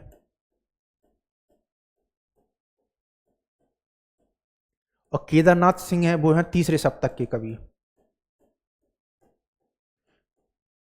रघुवीर साय के जो प्रमुख जो काव्य संग्रह हैं वो है, एक है सीढ़ियों पर धूप में और आत्महत्या के विरुद्ध। केदारनाथ सिंह वो तीसरे सप्तक के कवि हैं, और संशय की एक रात है, एक इनकी बड़ी महत्वपूर्ण रचना है, जिसमें जो राम को आधुनिक मानव की तरह वो है संशय भी होता है। तो संशय की एक रात है वो है नरेश मेहता का। हम हसमत की कृतिकार हैं, हम हसमत, तो जो हम हसमत की जो कृतिकार है वो है कृष्णा सूक्ति। ये एक प्रमुख जो शब्द चित्रकार है उसकी श्रेणी में शामिल किया जाता है, हम हसमत को, कृष्णा सूक्ति को। इसके अलावा जो कृष्णा सूक्ति है वो हिंदी जो नवलेखन का जो दौर है, हिंदी नई कहानी आंदोलन है, उसकी जो महिला त्रयी है उसमें शामिल है। तो हिंदी जो नई कहानी आंदोलन है उसमें 3 महिला त्रयी, उसमें एक मनु भंडारी है, उषा प्रियबंधा, कृष्णा सूक्ति है। इनका जो प्रमुख जो कहानी संग्रह है वो है बादलों के घेरे। इसके अलावा इनके अन्य महत्वपूर्ण जो उपन्यास हैं उसमें मित्र मर जानी, जिंदगी नामा, डार से बिछड़ी और सूरजमुखी बंद अंधेरे के प्रमुख इनकी रचनाएं हैं कृष्णा सूक्ति की। तो ये न केवल हिंदी महिला जो त्रयी है नई कहानी आंदोलन उसमें शामिल हैं, बल्कि बादलों के संग्रह, मित्र मर जानी, जिंदगी नामा, सूरजमुखी बंद अंधेरे के में इनकी रचनाओं के लिए भी प्रसिद्ध हैं। मनु भंडारी ये भी शामिल हैं, और मनु भंडारी की जो प्रमुख कहानियाँ संग्रह हैं उसमें है एक प्लेट सैलाब और अकेली, और यही सच है। इनकी जो प्रमुख कहानियाँ हैं वो है एक प्लेट सैलाब, अकेली और यही सच है। इसके अलावा इनकी जो यही सच कहानी है उस पर एक कहानी है जो फिल्म है उसका भी निर्माण हुआ था, रजनीगंधा। अगर आप PY को देखेंगे तो उसमें से कई बार ये भी पूछा जा सकता है कि इनमें से किस कहानी और उपन्यास पर वो फिल्म बनी या नहीं बनी है। तो मनु भंडारी की बड़ी प्रसिद्ध कहानी है यही सच है, उस पर रजनीगंधा जो फिल्म है वो भी बनी है। तो यही सच है, और इसके अलावा एक प्लेट सैलाब अकेली है वो इनके प्रमुख कहानी संग्रह। इनके जो उपन्यास हैं वो ही बड़ी महत्वपूर्ण है। उसमें एक जो प्रसिद्ध उपन्यास है वो इनका महाभोज, जिसमें जो आज़ादी के बाद किस प्रकार जो राजनीतिक विद्रूपता है और जो व्यक्ति की मौत है उसका जो लाभ है वो किस प्रकार राजनेता उठाते हैं, उसका बड़ा ही मार्मिक चित्रण किया गया महाभोज में। बाद में ये जो उपन्यास है महाभोज है उसका उन्होंने नाट्य रूपांतरण भी किया था। इसके अलावा इनका एक बड़ा ही महत्वपूर्ण उपन्यास है वो आपका बंटी है, वो बाल मनोविज्ञान की जो समस्या है उस पर आधारित है। और प्रभा खेतान की एक प्रमुख आत्मकथा है, और ये प्रमुख आधुनिक हिंदी लेखिका रही हैं। इनकी एक बड़ी प्रमुख आत्मकथा वो है अन्य से अनन्य तक। एक इनकी प्रमुख महत्वपूर्ण आत्मकथा है प्रभा खेतान की, अन्य से अनन्य तक, प्रभा खेतान। ये प्रमुख आधुनिक हिंदी लेखिका है, आत्मकथा है इनकी। और ये अपनी आत्मकथा अन्य से अनन्य तक के लिए प्रभा खेतान है वो काफी प्रसिद्ध हैं। आज की क्लास में इतना ही। आज हमने 50 MCQ हैं उसको सॉल्व किए। कल हम इस क्लास को फिर आगे और कंटिन्यू करेंगे। धन्यवाद।